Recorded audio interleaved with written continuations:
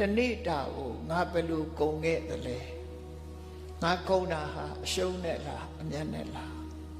ဘဝကိုဖြတ်ကျော်နေတာအရှုံးနဲ့ဖြတ်ကျော်သလား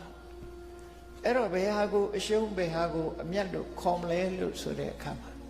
လူဘဝရလာတာဟာကုသိုလ်ကြောင့်ရလာကုသိုလ်ကောင်းမှုနဲ့အချိန်မကုန်ဘဲနဲ့အကုသိုလ်နဲ့အချိန်ကုန်နေဆိုရင်ကုသိုလ်ကြောင့်ရတဲ့ဘဝကိုအလကားသုံးပြုဖြစ်လိုက်တာအကုသိုလ်တွေနဲ့ဆိုရင်ဒါအရှုံးပေါ်သွားပြီလို့ဆိုလို့တနေ့ရင်ရှုံးတာမဟုတ်ဘူးတသက်တာအလုံးလုံးကြပြီဆိုရင်အကုသိုလ်တွေနဲ့ဆိုရင်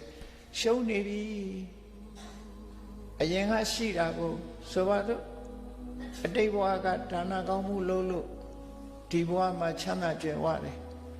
ဒီဘဝကြတော့မိမိလျော့ရော့ဒါနကောင်းမှုတွေမလုပ်ဘူးရှိလာတဲ့ပစ္စည်းကိုသုံးလို့ဖြုံးလို့ပျော်လို့ပါလို့နေတယ်ဆိုလို့ရှိရင်အဲ့ဒီပုဂ္ဂိုလ်မျိုးကိုဝိသခာကြောင့်အမကြီးကခေါ်တဲ့အဟောင်းစားနေတာလို့ခေါ်တယ်အဟောင်းစားနေတာအသစ်မလုပ်ဘူးအဟောင်းစားတယ်လို့ခေါ်တယ်အဲ့ဒီအဟောင်းစားနေတဲ့ပုဂ္ဂိုလ်ကမကြခင်အဟောင်းကကုံသွားမှာကုံသွားလို့ရှိရင်